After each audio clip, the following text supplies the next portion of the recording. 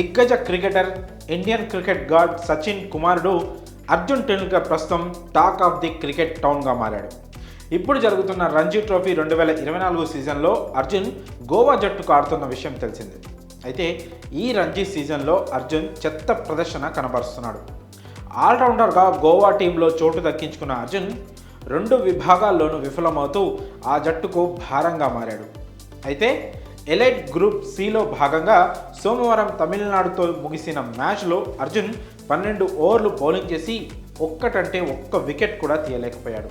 ఇక బ్యాటింగ్ చేస్తూ తొలి ఇన్నింగ్స్లో 1 పరుగు, రెండో ఇన్నింగ్స్లో కేవలం 8 పరుగులు మాత్రమే చేసి దారుణంగా విఫలమయ్యాడు. ఈ సీజన్లో ఇప్పటి వరకు 5 మ్యాచ్లు ఆడిన అర్జున్ 2 హాఫ్ సెంచరీలు మాత్రమే చేశాడు. బౌలింగ్లో కేవలం 4 వికెట్లు తీశాడు. ఈ సీజన్లో అతను వరుసగా 11, 10, 70, 52, 6, 23, 18, 1, 8 పరుగులు చేసి బ్యాట్ ఫామ్లో కొనసాగుతున్నాడు.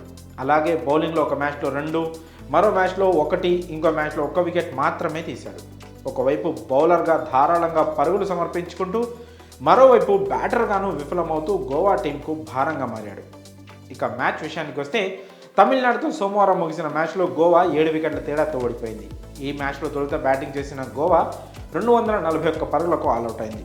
అనంతరం తమిళనాడు తొలి ఇన్నింగ్స్లో 273 పరుగులు చేసింది. 32 పరుగుల లోటుతో రెండో ఇన్నింగ్స్ బరిలోకి దిగిన గోవా 168 పరుగులకే కుప్పకూలింది. 137 పరుగుల లక్ష్యంతో బరిలోకి దిగిన తమిళనాడు 49.5 ఓవర్లలో 3 వికెట్లకు 142 పరుగులు చేసి గెలిచింది. అయితే ఈ మ్యాచ్లో చెత్త ప్రదర్శనతో అర్జున్పై విమర్శలు వస్తున్నాయి. సచిన్ కొడుకు కాకపోయి ఉంటే కనీసం క్లబ్ స్థాయి క్రికెట్ ఆడేందుకు కూడా అర్హత సాధించేవాడు కాదని కొంతమంది నెటిజన్లు విమర్శిస్తున్నారు. అలాగే అనవసరంగా క్రికెట్ను కెరియర్గా ఎంచుకొని సచిన్ పరువు తీస్తున్నారంటూ కొంతమంది సచిన్ అభిమానులు తమ అసంతృప్తిని సోషల్ మీడియా వేదికగా వెల్లడిస్తున్నారు. మరి ఈ విషయంలో మీ అభిప్రాయాన్ని కామెంట్స్ రూపంలో తెలియజేయండి.